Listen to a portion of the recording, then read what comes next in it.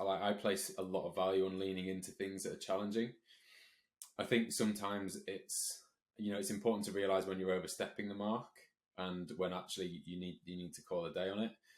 But without giving it a go in the first place, we're never going to know. And ultimately, for me, I'm not going to find where my limits lie with stuff that I'm just curious about, because I think certainly in my late teens and my early career, it was, I should be doing this because it's challenging.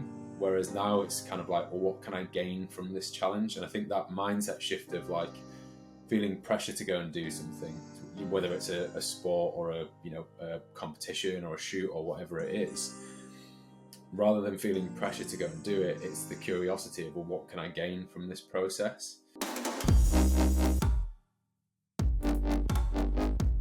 Hi everyone, and welcome back to another episode of the podcast. Today I am joined by Jack Curtis, who is a PT and online coach, just like myself.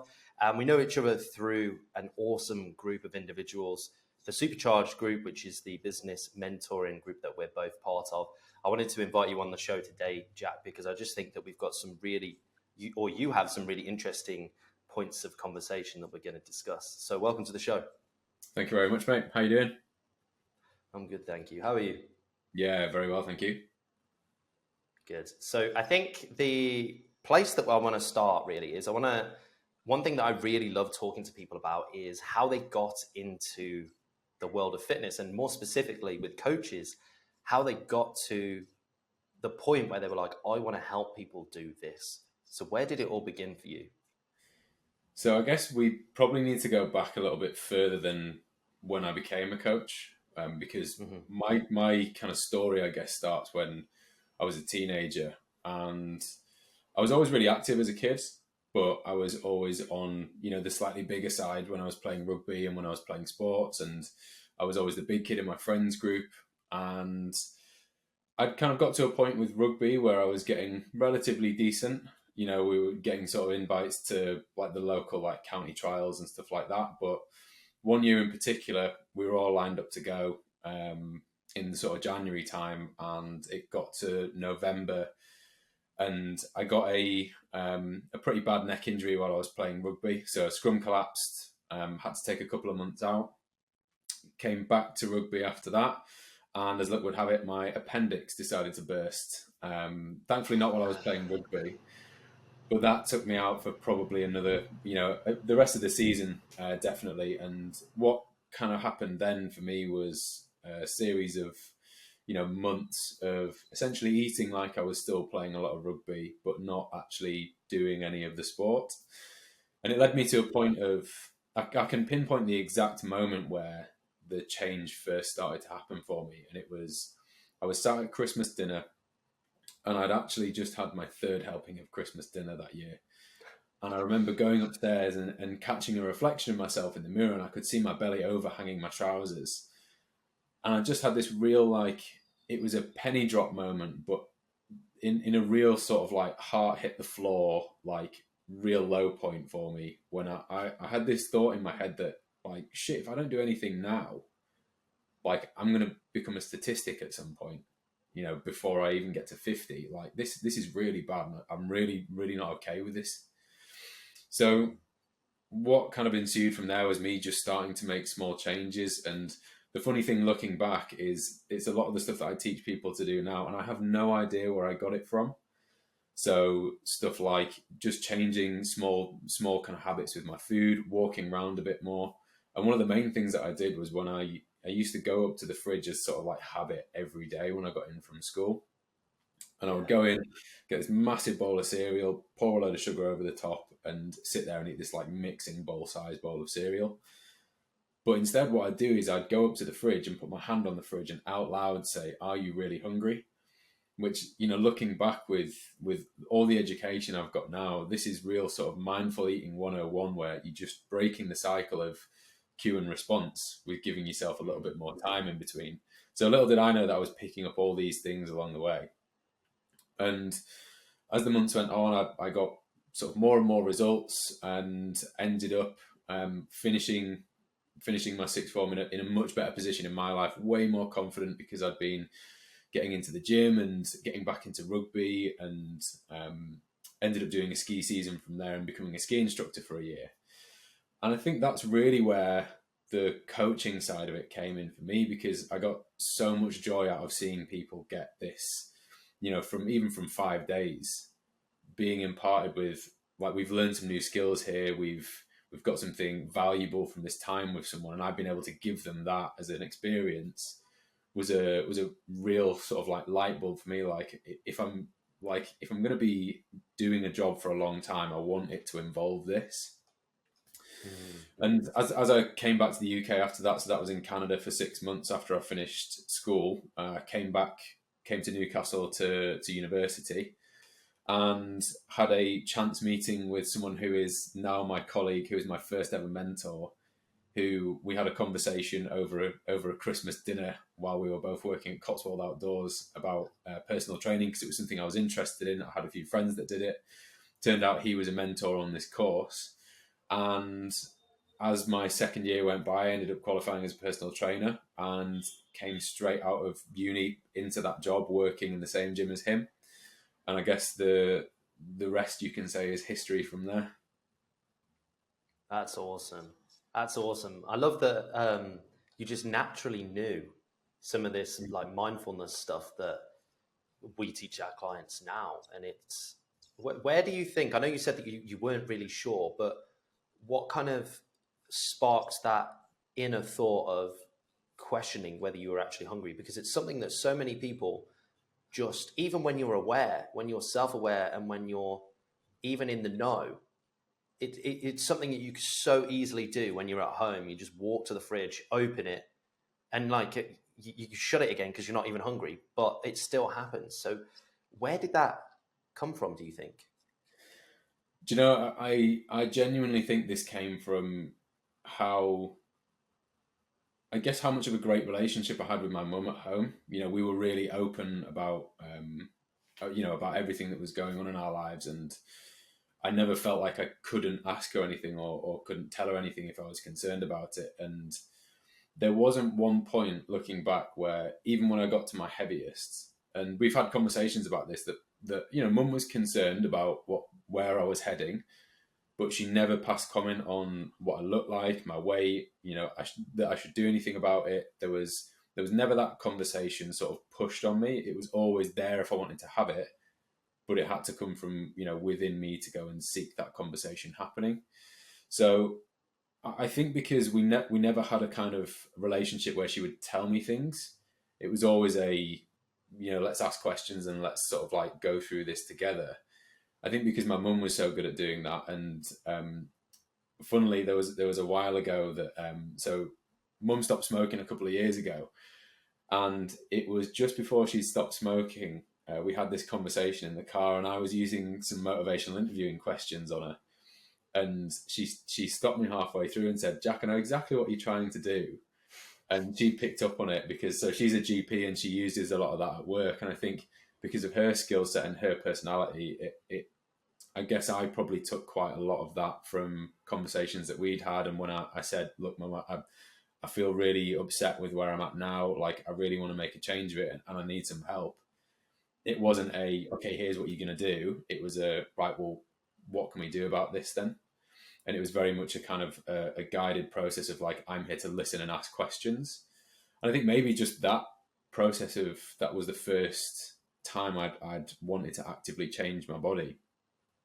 Mm-hmm. And having her kind of ask those questions to me and not be like, "Oh, well, this is what you've got to do. Like, let's try this diet," or something like that. It was very much, well, like, let's find this out together. Let's go on this journey together. And I think that's probably in the initial kind of part of me making change in my life. That's probably where that came from. Yeah, that's amazing. That's really, really cool. I wanted to ask as well, when you had lost the weight, did you get back into rugby after your ski season? So I didn't get back into rugby that much after my ski season. I played a little bit for like a local team. I played for like the local seconds, and that was the first time I'd played in like open age rugby, and I did really enjoy it, and I really enjoyed the sport. And when I went to university, my plan was always to try and play rugby at university. But by that point in my life, the thing that really put me off, and I know this isn't everything, about university sport, but I really didn't like the sort of drinking culture that came along with it. And I think that kind of hit me pretty early on at uni. And Mm-hmm. I was never really that into the whole, like, it just felt a bit much for me, and it made me almost feel a bit anxious when it was going on, just because it really didn't resonate with who I was as a person. Like, I didn't like engaging in that behaviour. I didn't agree with a lot of the stuff that the rugby team were doing on nights out, and I just felt like I'm not that Yeah. sort of person who can go and do that and switch those values off that I've got. Mm-hmm. And it really kind of like put me off, going back into playing rugby. And it's something I've said to my fiance a few times. Like, I watch it and feel like this would be awesome to do again. But I think my priorities in life have changed quite a lot. And I ended up doing some different sports at uni. I actually did trampolining for a while, which is it feels a bit of a left field sort of Yeah, choice for going that's into a sports at bit of a uni. change. Yeah, but so one of my big brothers was a trampoline teacher when he was in his sixth form, and we had one in the back garden at my dad's house, and it was he would always teach us that. So I kind of thought, well, if I'm going to try something, let's do something relatively new.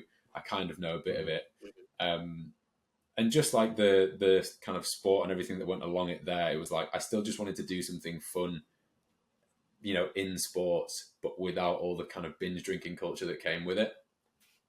Yeah. So did you have any loss of identity? And the reason why I ask that is because I've been very involved in sports for all of my Mm. life up until a few years ago. And I stopped a lot of my sports in secondary school. And I kind of like was very, very lost because sports for me were absolutely everything. When I was a kid, I was busy Monday to Sunday with sports, in pretty much every waking second.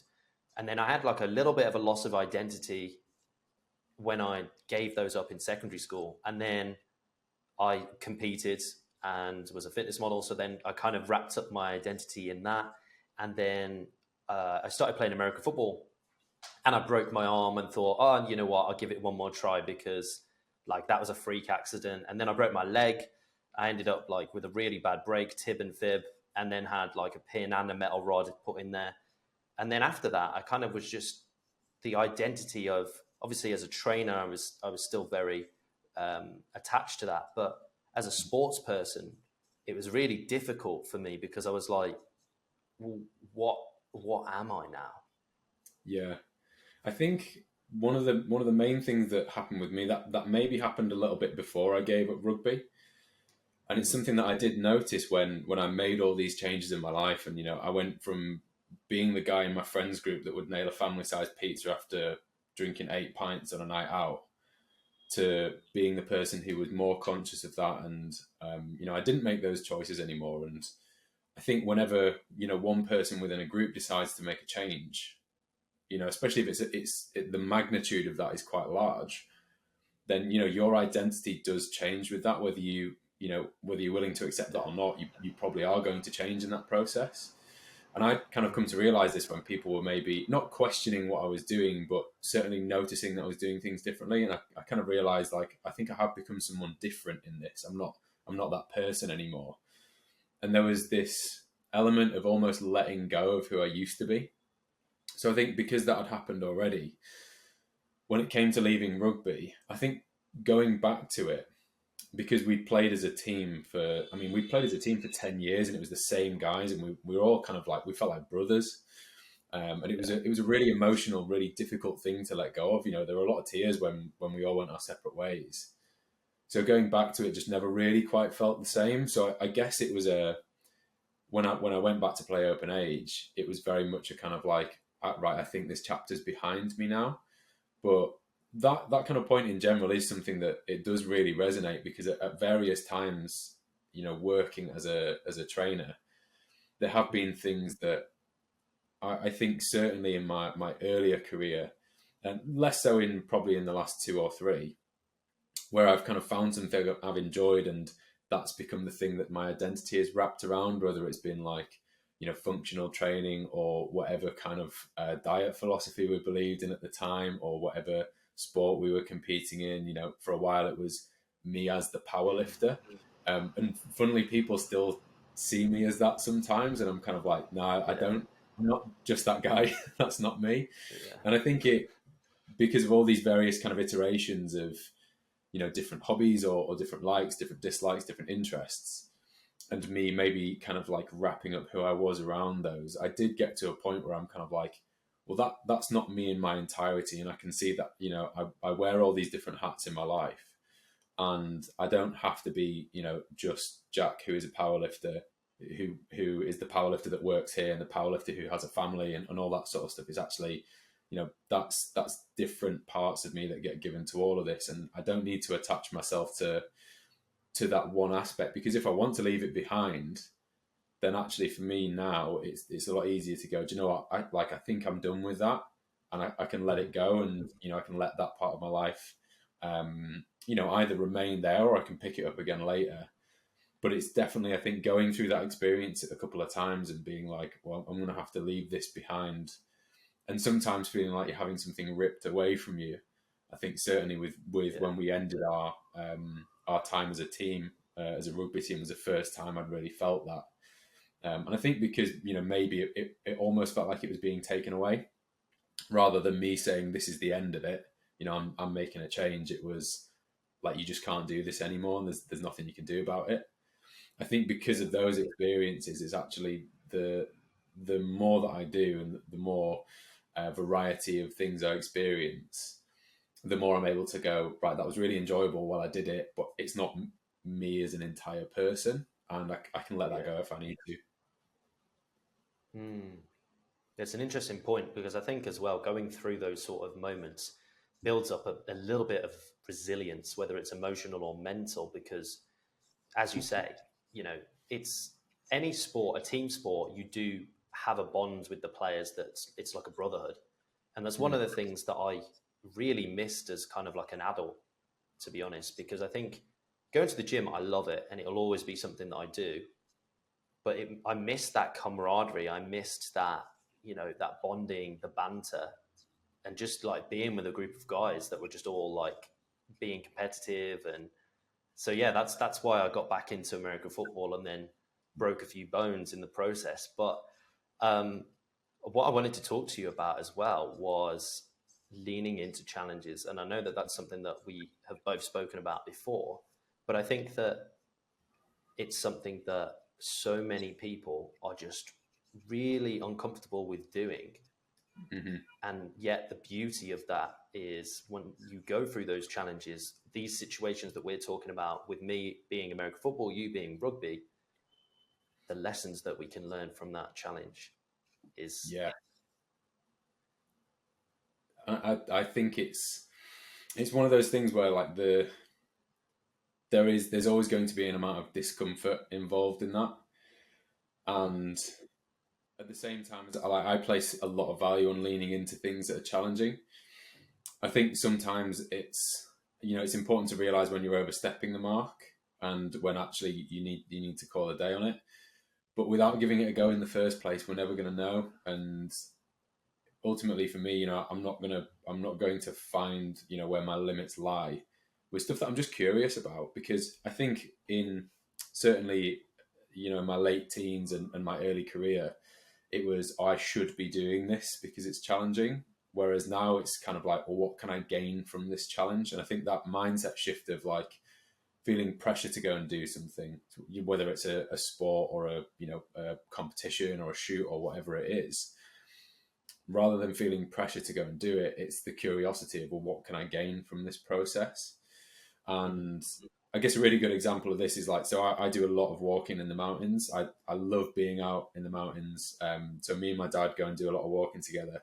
But there was one trip when I'd gone up to Scotland with a different group, and we were aiming to do the National Three Peaks. And we were kind of on track on the way up Ben Nevis. We started on the hardest one first.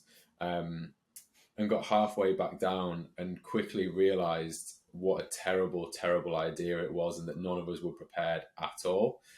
And there was this kind of moment where you could tell we were all stubbornly thinking, oh, we could still pull this off, even though it was taking us twice as long to get down as it should. And in the end, we all agreed, like, actually, this is something where we need to cut our losses now, because it's going to get dangerous soon if we keep pushing this. And that was a time where we actually called it quits. You know, it just so happened that the first obstacle was about to put us all at a greater risk than we were willing to go to, and potentially a risk to our health in the short term as well. So I think it's important to kind of recognize those situations, and don't put yourself in anything that's either life or health threatening on purpose. But at the same time, I kind of feel like if I just kind of coast through life and never actively pursue something that's challenging, I'm going to miss out on a lot of value in life. And I think it was Jason Fox, I heard him say on a podcast that you kind of separate these things out into like type 1 fun and type 2 fun, where like type 1 fun is like in the moment, that's like pints with your friends in the pub, like having a great time, having an absolute blast. Whereas type 2 fun is the sort of stuff that we can look back on and go, actually, like it felt like it absolutely sucked while we were doing it. So there's been countless times that I've been caught in horrendous like storms when I've been out in the mountains, or agreed to do some sort of challenge and thought, like, why am I doing this? But then look back on it and seen so much that I took from that time of having to grit my teeth and dig in and push myself through those times where you just want to give up, and actually leaning into what feels like a really horrible headwind is usually the time when we start to push through to the other side. And I think that's where, if we can lean into that, we get a hell of a lot more out of it than if we were just kind of coasting and never pushing ourselves there. I think it's a really important point, because I think so much of our society now is making things easier for us. Every technological advance that we've had over the last 10, 15 years has been basically to get us to move less. Like even stuff from, like TV remotes, you used to have to get up and, like, I'm not old enough to know this, but I do know that you used to have to get up and like actually turn it off and like change the channel manually. Whereas now we can just do that. Your phone is like a ridiculous example of this. Your phone has become absolutely everything. You can control absolutely anything from your phone these days with different apps. Your heating, whatever. You don't even need to get up. I'm sure there's apps that you can control your cooker with if you've got like the right smart apps and that sort of stuff. But I think that having those challenges, I think it's a very masculine trait that we've just lost. That pursuit of hardship, difficulty, and the reward of the process of doing something that is challenging. And I think that something that, if you look back, I know that you're also a big fan of like stoicism and philosophy, but if you look back at those times, some of the greatest men of history, they deliberately searched out ways to challenge themselves, whether it was physically, whether it was mentally, whether it was, together or independently. And it's something that I say quite a lot to people, is it fascinates me how we've developed so much on one side of technology, but we've kind of lost our way with ourselves, with mindfulness, spirituality, psychology, however you want to label that. And the fact that I think it's a very simple equation. It's not easy, but it's a simple equation of find something that's challenging that you enjoy, do it, overcome it, and watch your mindset just expands like nothing you've ever seen. Because it's the conversations that you have to have with yourself when something is really pushing you. If we weren't pushing in the first place, we'd never get there. And one of the other things that I do think the kind of value of this really comes from is if we're actively pursuing ways to put ourselves in those situations, like you say, with something we enjoy or with something that we see value in, then when something happens in day-to-day life, we're so much better equipped to deal with it, because we're used to like having to deal with that stuff. And when you're tired, physically and mentally, and you have no other option but to keep going, the kind of conversations that you have to have with yourself in that moment, you do really get inside your own head, and you do have to fight with it sometimes.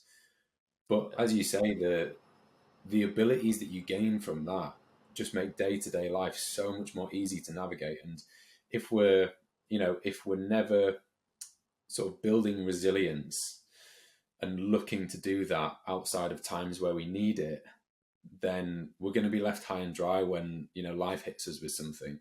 And so I have a friend who's a clinical psychologist, and we talked about different ways of developing like resilience and mindfulness and skills to help us when times get tough.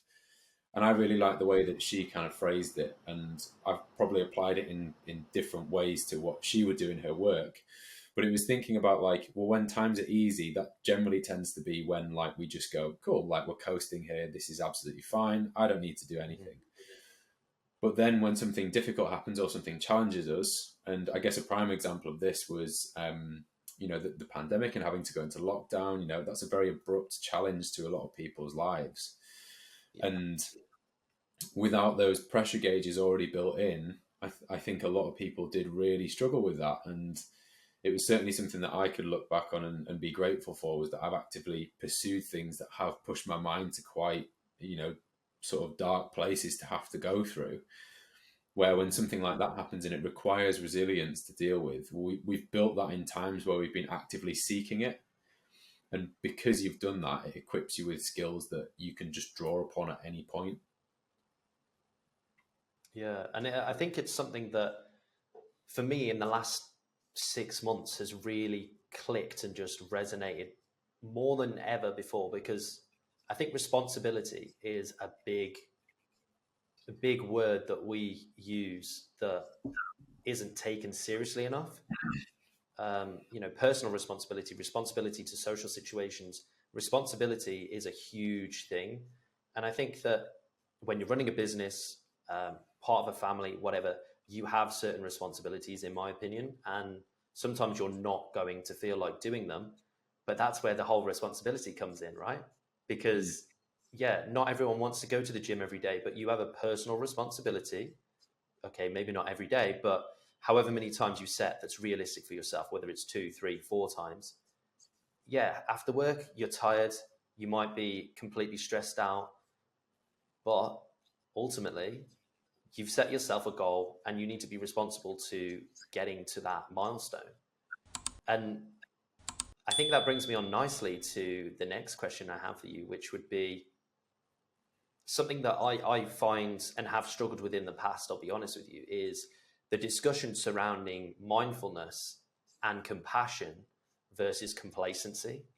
Because we've just spoken about responsibility, right? So if you're responsible to yourself, your family, your friends, partner, and you have certain goals, but you don't feel like it, where are you being compassionate versus complacent there?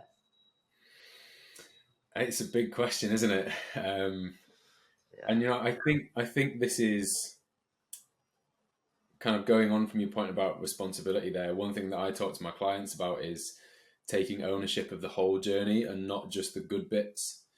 And I think this is where we maybe start to sort of blur those lines of like whatever we're pushing ourselves towards, when we've got goals, when we've got targets, when we've got things that we want to achieve, there is undoubtedly going to be times where we don't want to do it and it feels like it's something that we don't want to do.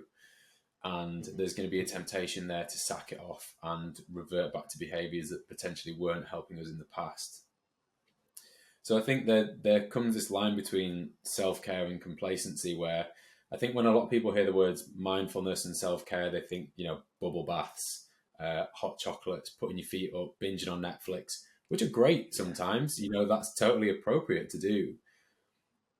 But if it's always at the expense of pushing yourself towards where you want to go, and you find yourself feeling like I'm still not getting there, then we're falling into that trap of being complacent over compassionate. Because sometimes like compassion towards yourself does involve saying, well, there's something I need to do because this is an investment into my future self. Mm-hmm. And I think if we if we have this expectation that everything's going to be rosy and actually we're going to be super motivated all the time, we're going to be on top of the world, we're going to be absolutely killing it every week. When we're not, then we start to question, well, am I doing something wrong here? This must be wrong. So actually, I'm just going to sack it off. Whereas if we go in with the expectation that I'm going to encounter hard things, I'm going to have to work hard to change my behavior, but there's this outcome that I'm going to get and this value that I'm going to get from going through this process, that because I've gone through the good and the bad, you don't get the value of it if it was all good all the time. Pardon me. And that's really, I think, where people do start to cross that line, is they're maybe focusing so much on, like, why is it not feeling good all the time, and not, well, I'm investing in myself, whether it feels motivating to do it or not. Mm-hmm. And forgetting that self-care is also like taking care of your finances, it's paying your tax, it's paying your mortgage, it's turning up to work, it's investing in your physical and mental health.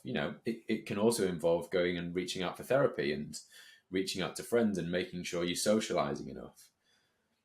But also drawing boundaries where we need them to live our best lives. And sometimes that's going to be drawing the boundary of not sacking off going to training and putting your feet up and watching Netflix all night, and having a bit of that after we train, but making sure we get the thing done first, and focusing on it sometimes as actually the main goal today is ticking that box, and it's not going to feel super motivating, but we can still do a little bit of that, the stuff that makes us feel nice right now afterwards. That they can both live in the same world together. It doesn't have to be all or nothing. And I think when we start being really clear on, like, well, what is self-care and what is complacency, then we start to find everything fitting together better, if that makes sense. Yeah, I think self-care for me and compassion, someone said this to me and it just was dynamite, and I've nicked it, and I can't remember who it was. I wish I could. But self-care and compassion for me now, and the way I describe it to my clients and anyone that I talk to about this, is doing what you should do now that your future self will thank you for. Because otherwise, if we slack off and we just get on Netflix, as you say, or, fine, we get in a bubble bath, have some wine, whatever your liquor is, ultimately, is that going to make you feel better? Because I would always say, I'd argue with most people and say, you are not going to feel great that you've slacked off, because you've made a promise to yourself and you've not kept it. And the psychological repercussions of that are huge, because you don't trust yourself to follow through with something. And then we get into this kind of the psychology of that when, you're now going to set goals. You're not going to follow through with them because you don't have the trust that you've built up within yourself. You don't have the credibility. And just getting to the gym sometimes, like I don't bully my clients and say, you need to get in the gym and do this. But ultimately, I always say to them, like, look, if you don't feel like going, maybe you're tired, maybe you've not slept well, just get your foot in the door. Do 5 minutes, do 10 minutes, see how you feel after that. Because how many times have you been in the gym? I've been in the gym so many times where I've not wanted to train. I've felt terrible. I've not had enough sleep. I could roll like any excuse. You've heard it before. But once you get into the gym and you're actually there, you listen to the music, and yeah, the first 10 minutes is probably a bit shit compared to what it normally is. But then you get into that autonomous state, you get into the flow, and all of a sudden, normally those are the sessions that you're actually getting PBs. Like now you're not only ticking off boxes, you're actually progressing. Like, what's going on here? Now, oh, this is actually a very good session. Then you leave the gym and you're like, oh my God, that was an incredible session. I've got some new numbers in the logbook. I've actually progressed.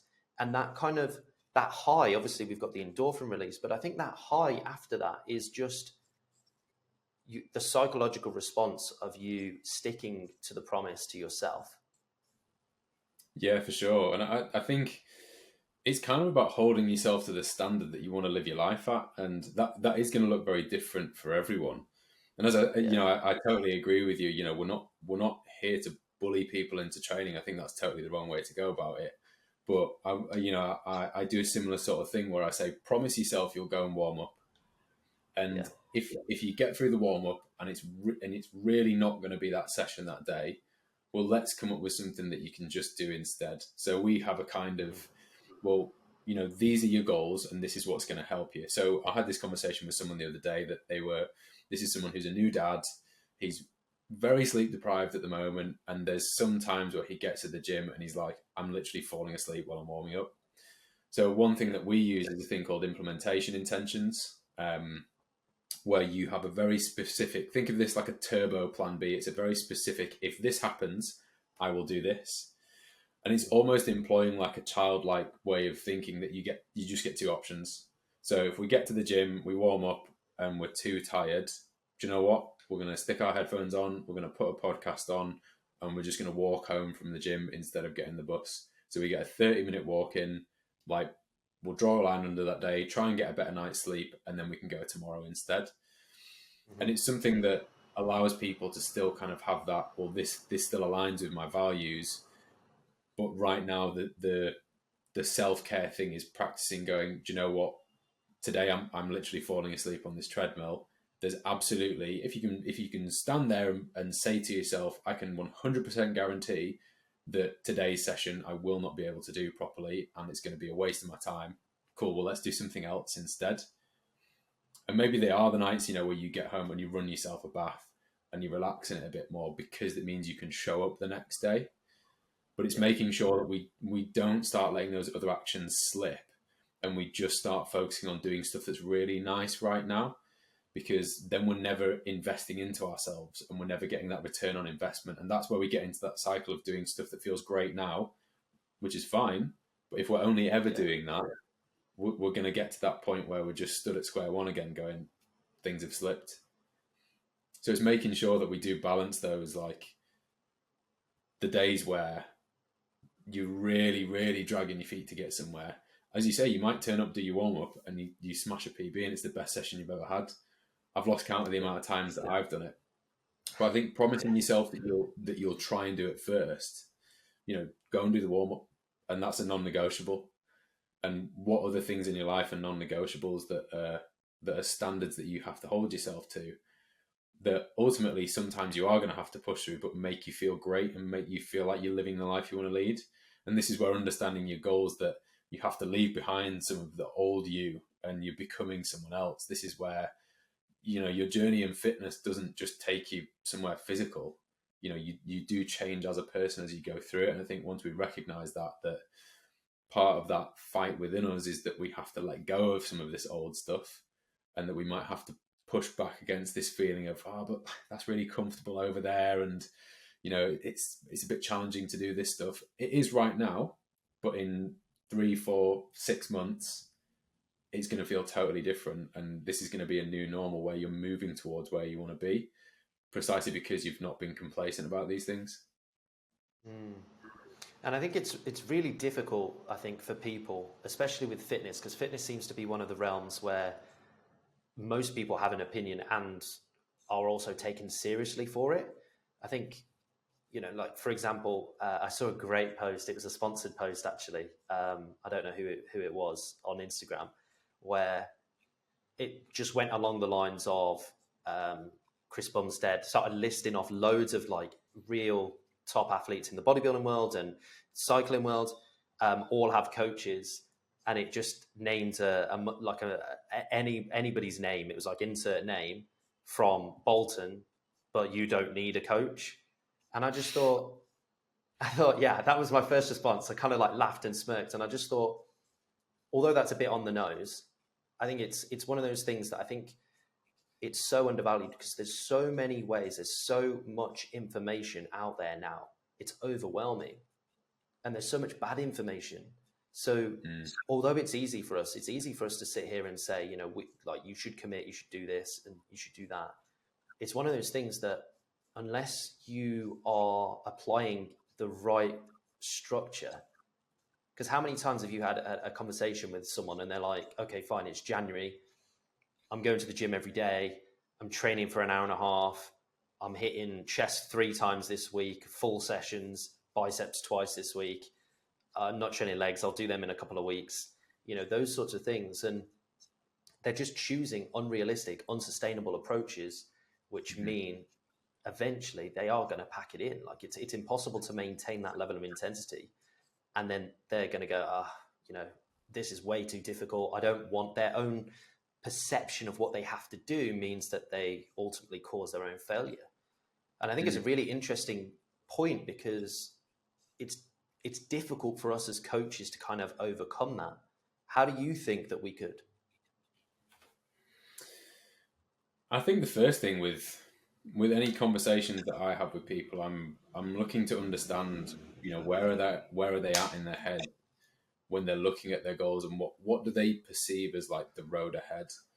And you know, quite often you'll get, because they are, you know, they're very big, bold messages of things like, you know, you can't eat carbs and enjoy your life because they're the devil, where we all know that actually you couldn't be further away from the truth.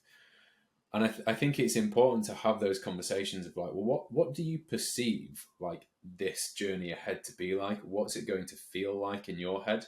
And the amount of times where, you know, people have come on board with fat loss goals and thought the words that have come out of their mouth is something along the lines of like, oh, it's going to be rubbish, you know, being in a deficit. Why? Yeah. What information do you have to support that claim?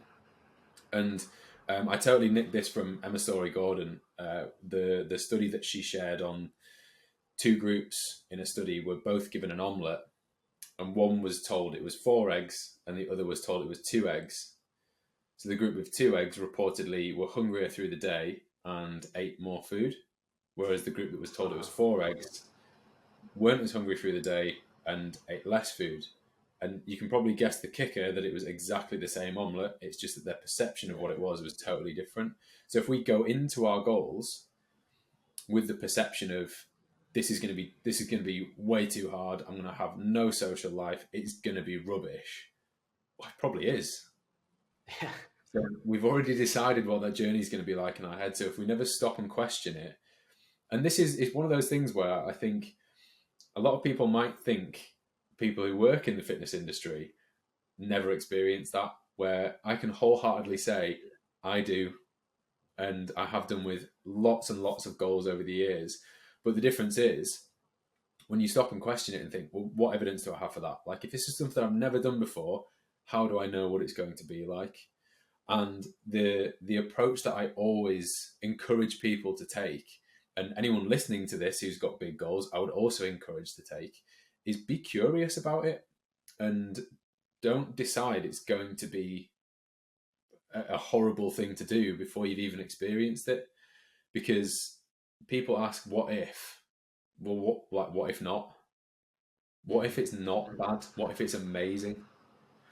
And then we start to change our thinking in different ways. So to take the example of someone wanting to lose body fat here, because it's a really common goal in the fitness industry, and it's one that so many people struggle with.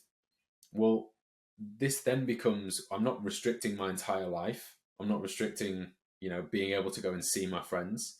I'm not restricting my favorite foods. Actually, I can include all of this. And if I'm clever about it and I do my planning, and yeah, that takes a little bit more effort than normal, but I can still do all of those things and move towards this goal that's really important to me as well. And like, wow, how amazing is that?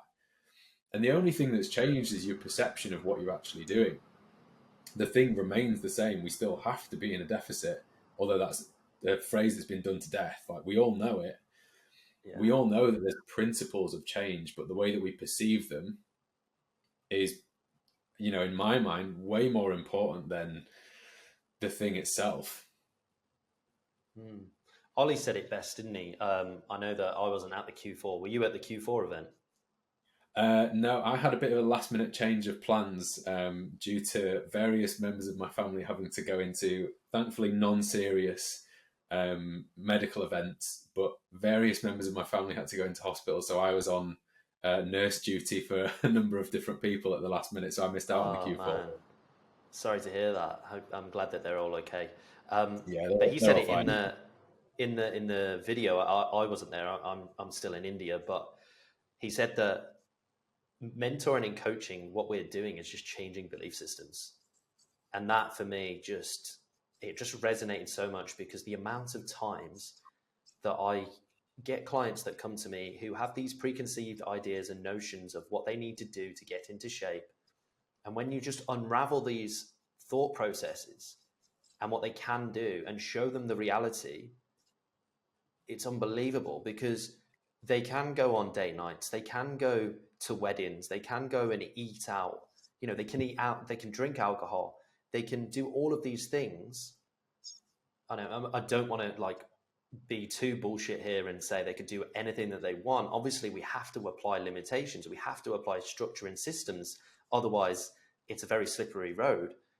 But the fact that they have the freedom and ability to do that is mind-blowing for so many people, that they always come back to me and they're like, I genuinely never thought that I would enjoy this process. I never thought that I'd be able to have as much fun as I have.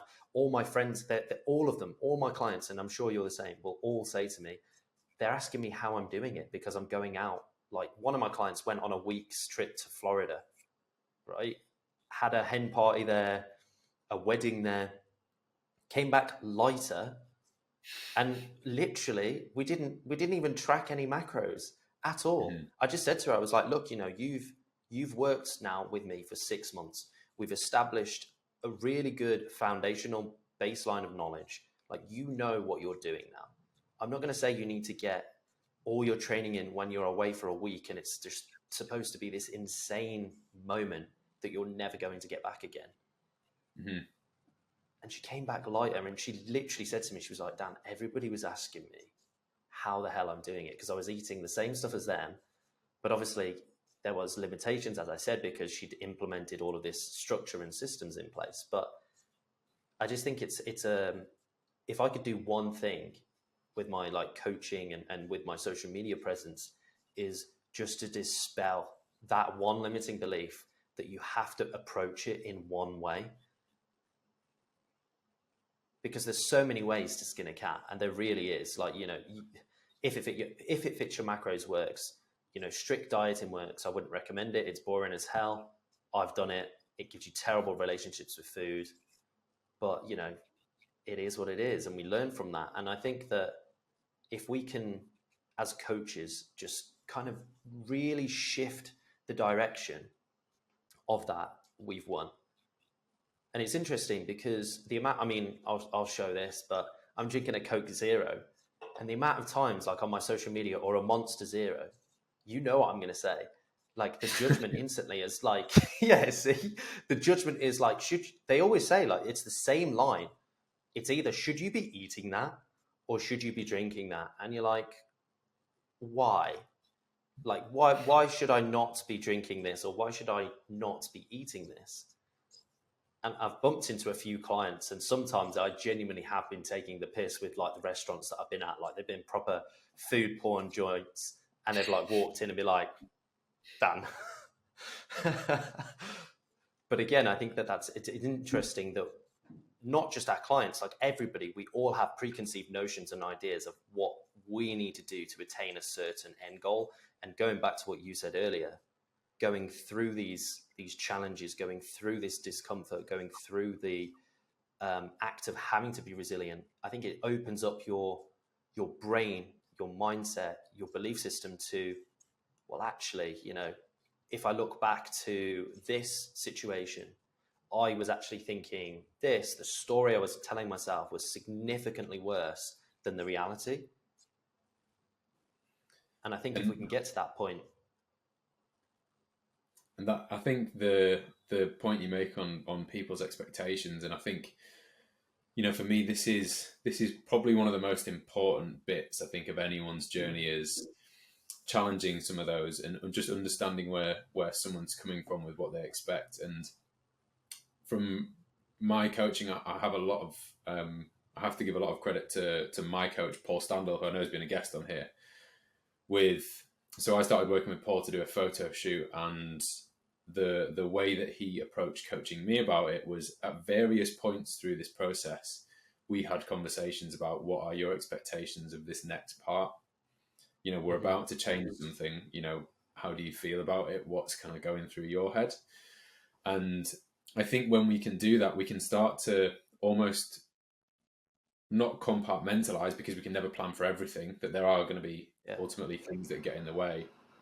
But having those conversations about, well, what can we potentially expect about the road ahead at certain points? And this is where having a support network at the very least, if not a coach, just allows you to have some more of those, challenges to what you're feeling. And one of the biggest ones for me was, I think I'd made a sort of like a joke about wanting to get like a ridiculous amount of food in once I'd finished the shoot. And we ended up having this fantastic conversation about, actually, well, what do you think is a really good way to approach this? What do you want to, if you could look at yourself, let's say you fast forward into the future 2 years after you shoot, how do you want to have come out of that? Like, what do you want to experience on the other side of this? Because it's, whenever you're pushing yourself really hard, you are going to come up, but you're also going to come down from it. So we need to prepare for what happens on the way out. Yeah. And it led on to this conversation, which for me has been really, really valuable, about, what do we want our behaviors to be like? And for me, one of the biggest things was kind of along similar lines of what you said there, that I wanted to be really honest and really open about what that whole journey was like. And I try and do that when I'm doing anything challenging, of like, this is how I'm feeling, this is how I'm finding the experience, whether that was when I was like studying various things or pushing myself with anything physical. And it was one of the things that I tried to talk about really openly, that most of the way through that process, I was still going out to enjoy a meal out every weekend. But there did come a point where it's like, well, the reality is, from here to the very end, this very tip of this process, we've got less wiggle room for that. And I have taken ownership and made my choices. And I take responsibility for the fact that right now, for a short amount of time, I'm okay with making this trade-off of not doing that for a little bit. But on the other side, how do I want to behave? Do I want to be the person who goes out and goes absolutely wild? Well, no. So I need some accountability. I need some direction. I need some coaching through that. And for me to experience that with, someone as fantastic as Paul has given me a lot of skills in my coaching business, to be able to say, well, this thing that you're aiming for, what are your expectations of it? And let's talk through those. But let's also make sure we check in along the way. And when something like that gets raised, it's like, well, maybe let's have a conversation about you wanting to have 15 donuts once you've finished your shoot. Like, maybe that is the thing that you want to do, but do you want to do it, or do you think you should want to do it? There's a difference between those two things there. And I think checking our expectations both ways, we might expect something's going to be super easy, when someone who's got more experience, like a coach, can say, I think you just need to bear these things in mind. Or equally, they might think, oh, this is going to be horrible. And we can go, actually, let's maybe just open a different door and think, this could be awesome. This could be a lot better than you're expecting. So I think it pays to just make sure that, and you can do this with yourself as well, check your own expectations. Where am I, like, how have I arrived here? What beliefs have brought me to where I'm at now? What information's brought me here? And is that true? Is that correct? How do I know it's true? And it's a really difficult thing to, you kind of wish you could just give someone all of this and it's like, it's going to click and everyone will get it. But it's probably going to take getting it wrong a few times and looking back and reflecting on it. And this is where, again, to go back to the point we've made a few times, doing really challenging things pays off in the long run. Do you journal? I do now. Actually, it was after one of the sessions that Kieran did in Ollie's group. Mm-hmm. So I used to think journaling was this really sort of like cringe thing, and had to write down everything that I was grateful for every day, and it felt a bit wishy-washy. And then I think I sort of went down the super like nerdy route of like, well, it's got to be like this type of journal. It has to be all these different like specific bits of data that I want to measure. And now I've actually got it right next to me. This is what I journal in now. I took Kieran's advice. I got a really nice notebook. I got a really nice pen, and I just write in it. And I don't put pressure on myself to do it. If I don't feel like writing something when I want to write in there, okay, well, that's fine. I'll just write in when I feel like I need it. And I've found that actually I've started doing it more and more, and not putting pressure on, I have to write this type of thing. It's just, well, write whatever's on your mind. It could just be a I actually need to remember to do this later on. This is the only thing on my mind right now, and I just need to get it onto paper. It could be something funny that's happened that I actually just want to make sure I remember, or it could be something that I'm really struggling with, and to just go off on a little bit of a tangent, because this is why I find journaling so useful. I probably had, I think, a 6-month course of therapy a few years ago when I was experiencing really, really bad health anxiety, to the point where I would have to take breaks in sessions because I could feel a panic attack coming on. And it kind of feels like this sort of, not whirlwind, but almost like I was trapped in a washing machine with it, where it would go round and round, and it would get more and more like aggressive, to the point where I was like I can't figure out how to get out of this cycle. And for me, like, quite a lot, like, vocalizing it was a really difficult thing to do to start with. But the more I did that, the easier it became to actually deal with it, because the vast majority of the time, as soon as the words left my mouth, it became something that I worried about less. So for me, on a kind of personal level, that's what journaling helps me do. It's, if I'm concerned about something, as soon as I write it down, I don't have to go into problem solving mode, because that was part of the issue for me, was that I was trying to solve problems that I either didn't need to solve or couldn't solve all the time.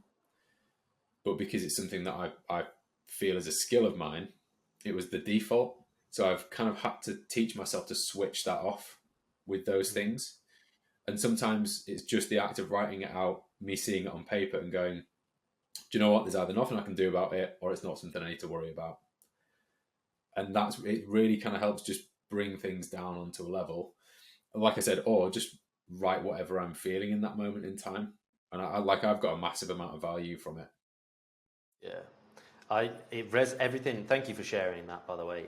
It resonates massively with me, because I think the majority of guys are very logical and problem solving, and look to solve issues. And for me, journaling has been incredible, simply because some of the points that you've made, where you can, if there is something on your mind, you can write it down, you can explore it, you can figure out why it's potentially driving you a bit nuts. You can figure out why it's on your mind. You can figure out how it's affecting you, why it might be affecting you, and just challenging those thoughts. And sometimes you might actually get down to something that you thought was actually bothering you or winding you up or was on your mind, and then you get down to it and you're like, oh, actually, like, I've been a bit irritable today just purely because I've not been on my responsibility, on my purpose, on my drive. I've not got stuff done, and I've been externally reflecting that towards other people and taking it out on them, as opposed to actually just taking responsibility and being like, oh, okay. So then for me, it's been invaluable. That's just one example. But I also think that it's incredible how us as guys, like, we just instantly hear journaling and we're like, oh God, like, that gratitude shit can just disappear. Like, as soon as you start to talk about that with a group of guys, that's instantly their thirst for. And I actually, if people listening, if you've not watched this episode or listened to the episode yet, go and listen to the episode with Daniel Tyndall. He's one of my mentors. He's a healthy masculinity coach. He's like a spiritual guide as well. And he discusses a lot of this, and the breakdown of how journaling, meditation, those sorts of things, and spirituality has been kind of like mislabeled. And we have this real weird perception of it now as men in modern society. Maybe that has something to do with what we see on social media, I don't know, but for me, it's invaluable. And I think it's a tool that I recommend to so many people, clients, friends, just to simply get a pen and paper out, or even if you've got an iPad or any kind of anything, just start writing. And actually, it's interesting because I've just started doing my email list again, and I know you have as well. And I use that as like a cathartic journal almost into what's going on in my week, what's going on in my headspace, what are the lessons that I've learned, those sorts of things. And I think it's things that you necessarily can't have a conversation with because it's all internal. But just the more I've journaled, the more I've got to understand myself. And I I'm actually still having therapy, because I think that therapy is one of those things that is the most valuable thing that we can do, right? I think the power of mentors is the best thing that we can invest in as humans, because ultimately they don't necessarily have the answers to your problems, whatever that problem is, but if they're a great mentor, they will get you to see the light. They will get you from A to B. They will move that stone a little bit further down the line in a much more efficient way than if you try to do it on your own. And yeah, so that, again, journaling is just, the reason why I asked was because as you were starting to talk about that sort of stuff, I was like, definitely sounds like he's someone that journals. This man's written this down. Yeah, he's written this down a few times. And do you know that is part of the reason why, I mean, if anyone's watching, they may have noticed that I have this wonderful, handsome mustache on my face. But this is why I grow a mustache every November. And I try my best through the year to be really open about, my own mental well-being and my own mental health. And whenever I have struggled with it, sometimes it's not appropriate to share.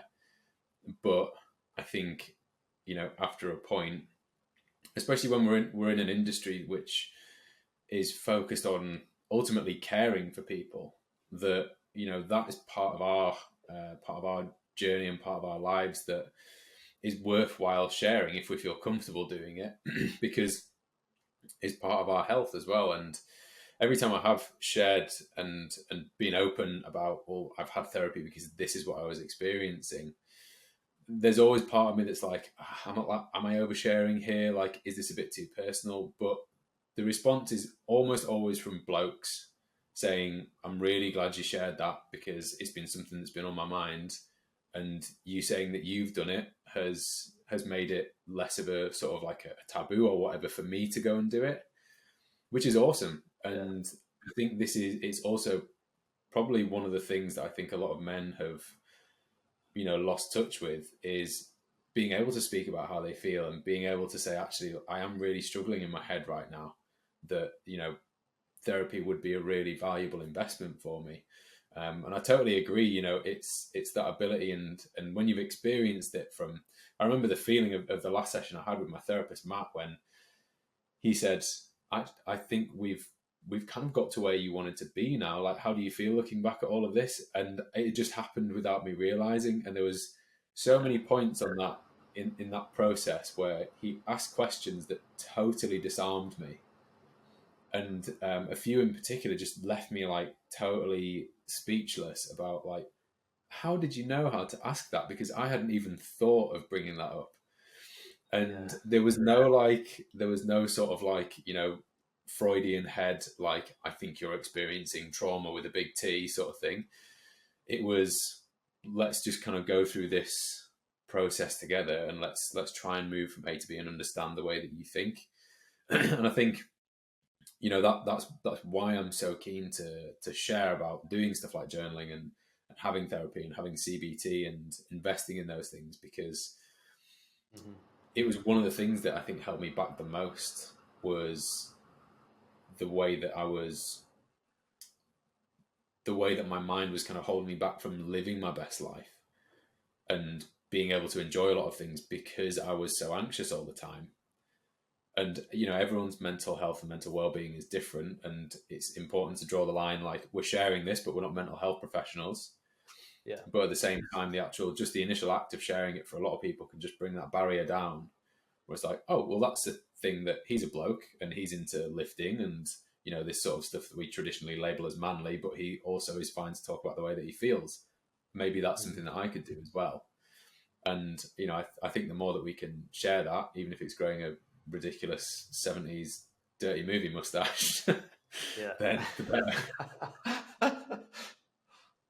I honestly, I just think that I really hope that we very soon get to a place where therapy is not judged as something that you do. When I've spoken to a few people about my therapy and what it is and how long I've had it, they always say that the response is always the same. And I think that needs to change. They always ask, well, why, or what's wrong with you, or what are you struggling with? And I think it's the wrong interpretation. We don't go to the gym because there's something wrong with us, some of us. Yeah, okay, fine. When I say wrong, I mean health repercussions. But we go to the gym because it's good for us, because it looks after us. It prevents preventable disease. It prevents risk. And I think that what I'd certainly love to see is therapy and mental health get to a point where it's accessible and it's not necessarily taboo to go and get some work, and maybe even get some work continually. I'm not talking about hardcore therapy here, but I'm talking about potentially support groups that people just regularly attend, or maybe it is going to see a therapist just regularly and just talking through stuff and just having a conversation, because therapists are just so different and well equipped to ask these questions and make you feel seen and heard without the judgment or without them further triggering you, which your friends and family are very good to talk to, but also sometimes they can add to that fire. Like if you're angry or if you're triggered, they obviously want to get onto your side. They want to be biased, protect, encourage you. But sometimes that's not actually going to help you in the long run. And sometimes just having someone there to be like, okay. And straight away, like I'll say it to you because you've experienced it, but when they ask you something and you just get that, oh yeah, you just know, and you're like, okay, yeah, thank you. And it just triggers exactly what you need to do or work on or journal on. And I think that's why I'm open. I tell people all the time, not as I'm walking down the street, like I'm not just like, I have therapy, but I think that it's something that I've deliberately made a conscious decision on, to talk to people about therapy, the different styles of therapy. I think psychology is fascinating, and ultimately, if it was something that we all worked on, mental health would just be so much less. And it'd be wonderful for us to get to a point where I think a lot of people don't realize you can just go because it's something you want to work on. You don't have to get to a point where things are really horrible. And I'm certainly surrounded by, and I'm very lucky that I'm surrounded by the friends and peers that I am, where I live and where I work. That people, if people are curious about the way that their mind works, well, they'll go and work with a therapist. They'll go because they want to explore things that they don't know how to explore. And I think I think opening a can of worms is the wrong way to phrase it, but for lack of a better phrase, having someone there to guide you through doing that, like, number one, it'll get you there quicker. But number two, you might find stuff that you maybe weren't ready to deal with, and they can help you deal with that a lot quicker and a lot more effectively and be a support for you while you do it. Whereas actually, I think certainly something that I did was like, oh no, I'm this big, strong bloke. Like, I don't need therapy. Like, I'll deal with this myself. I'm really good at solving problems. But that was the problem, was that I was always just trying to solve problems. So actually having someone there, and it's something that I definitely will go back to, if I feel like actually this is something that I'm not really sure why I'm thinking this way, but just like you would take your car to a mechanic if it didn't work properly. If there's something you don't understand about your own mental well-being or your own mental health and it needs work, then okay, well, that's a really good place for us to go to. And I understand that not everyone has the ability to access therapy as readily as others, but there are some fantastic resources that you can get out there. I know anyone in the UK that, like, the waiting lists are unfortunately long, but there are free resources out there through the NHS, and various different charities do a lot of support work. And I think the more people are reaching out to them and the more we can fund them, the less of a kind of a tense subject it's going to be for especially blokes to talk about. Yeah. Jack, what a conversation. Thank you so much for coming on. Before we end, where can people find a little bit more about you? So the best place to find me is on Instagram. It's Jacked Personal Training, JACKED Personal Training. And if, I don't know, anything's been a penny drop or a light bulb or whatever, feel free to drop me a message on there. Wicked. Honestly, I've enjoyed today thoroughly, and we'll have Me to get too, a man. part 2. Definitely, I'd love to. Yeah, man. Sweet. Thank you so much. I'll speak to you soon. Cheers, mate. Speak soon.